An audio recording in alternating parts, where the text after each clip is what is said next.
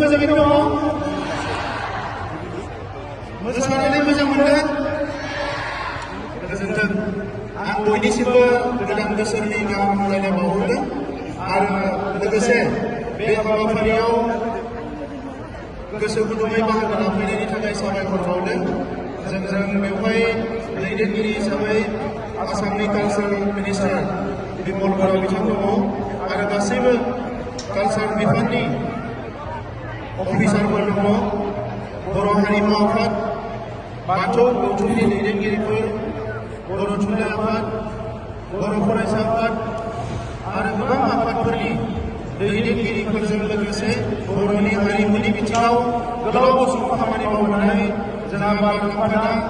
चक्रधर नार्जारी आरो गोबां दैदेनगिरिफोर बेवहाय दङ गोबाव समनि मोनसे सिमांमोन जे बर' हारिमुखौ मुलुगनि दरबाराव गायसननो थाखाय बेबायदि मोनसे दिन्थिफुंनायनि 2020 मायथाइयावनो साननाय जादोंमोन नाथाय गुबुन जाहोनाव फैयै फैयै 2026 मायथाइयाव बे हाबाफारिया जाफुंसार महर मोननो थांगासिनो दङ आङो आसामनि चिफ मिनिस्टार बिथांखौ साबायखर बावदों बे हाबाफारिखौ बयबो जाफुंसार होनायनि थाखाय भारतनि प्राइम मिनिस्टार बिथाङाबो नुजाफैगोन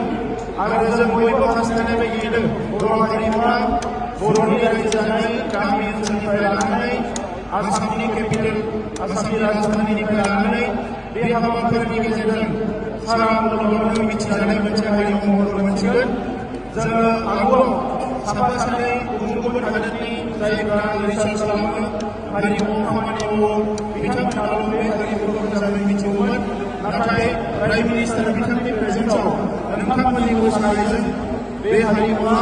मुलुगाव बयजोंबो सिनायजानाय हारिमु महर मोनगोन आरो दिनैनिफ्राय लानानै फैगौ 20 अक्ट'सिम साफ्रोमबो मोसागिरि दामगिरि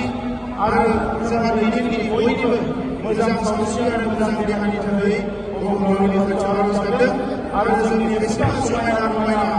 बयजोंबो अनसायजानाय अनसायजानाय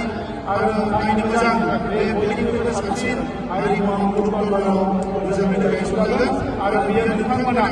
बे जायगायाव अराय सम साखि जानानै थासिगोन ओंखायनो आं बयनिसिमबो साबायखर बावदों खेबसे बयबो बुंनो थाखाय खावलायबाय जय बर' हारिनि जय बर' हारिनि जय बर' हारिनि जय बागुरुम्बानि जय बर' हारिमुनि